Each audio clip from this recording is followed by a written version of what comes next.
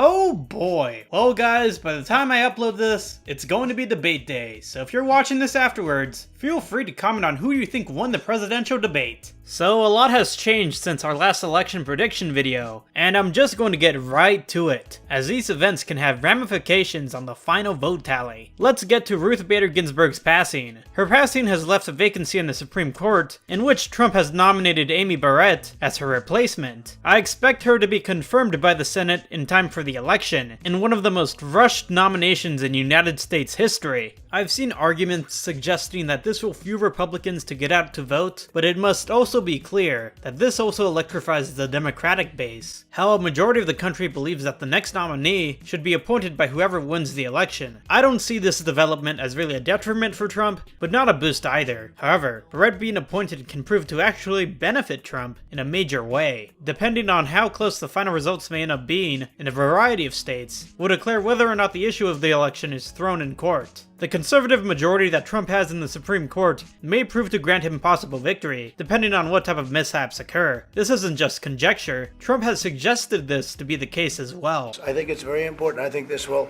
end up in the Supreme Court, and I think it's very important that we have 9 justices. And I think the system is going to go very quickly, but I think it's better if you go before the election, because I think this scam that the Democrats are pulling, it's a scam.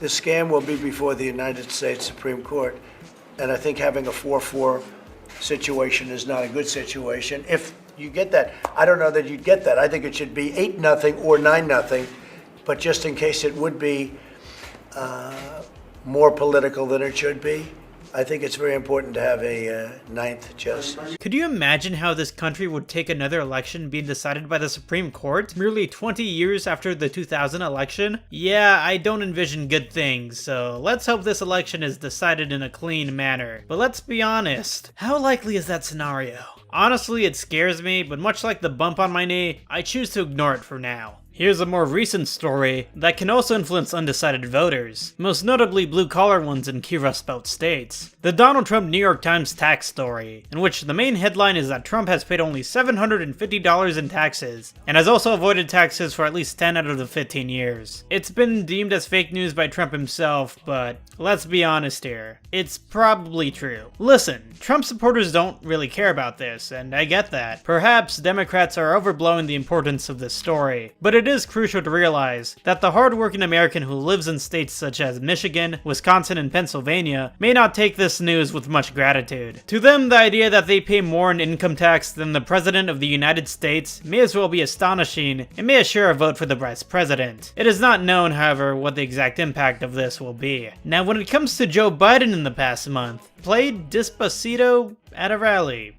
Neat. I just have one thing to say. Hang on here.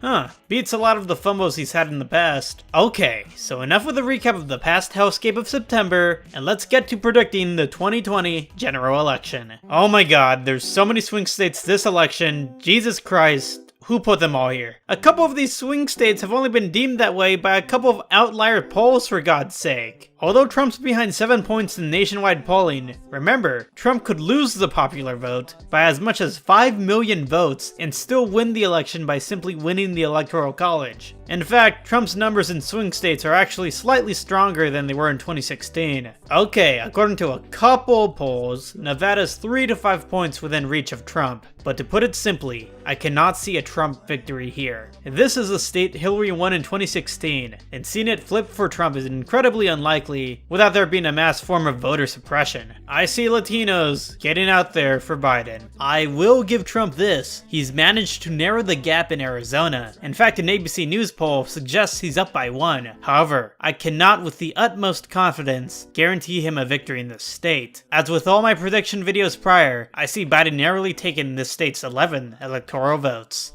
Texas. Yep, it's going red. I don't even see it going red by a point. I see Trump clinching the state by 2 or 3 points. Not what I would say a comfortable margin, but a margin to not warrant a recount of any sorts. Georgia seems a little more tighter to me. I see Trump narrowly winning here by a point. I don't believe Democrats should be too hopeful here, because I believe Georgia is still Trump country at the moment. Only by a little bit though. I see arguments suggesting that Biden is going to win by Obama 2008 levels, but I find that incredibly unlikely. The pundits need to calm down in suggesting that we're going to see a modern electoral landslide because Biden is no Obama whatsoever. Of course, now that I say that, I'm going to talk about a district in which Obama won in 2008 that shows it trending to Biden as of late. Nebraska's 2nd district has been rarely polled, but when it has been, it's been trending towards Biden +7. I can see it flipping with high turnout from Democrats and independents in the district. I personally find it funny that Iowa is more likely to go to Trump than Georgia. Perhaps we may be witnessing another political realignment this election season with so many swing states. I see Trump winning Iowa by 2 to 3 points. Okay, maybe it was silly for me to suggest that Minnesota was trending towards flipping to red, because Biden's support here among urban areas has been strong. As of now, I believe Minnesota is sticking to likely blue for this election cycle. As for Maine's 2nd district, I still see it as a lean Trump, albeit with less confidence than I dictated in the last video. If Republicans drive out the vote, I can see it staying red. New Hampshire? A red state? Maybe one day, but it's more unlikely than you think, as this state leans blue. And now for what I would like to call the big boys. North Carolina has been fluctuating between red and blue. Personally, it's had me confused, but my heart is telling me it's going to stay red, as well as with Ohio, which has had one Fox News poll suggesting it's trending blue. However, I think that's an outlier. I believe Ohio will stay red, as other data has suggested so.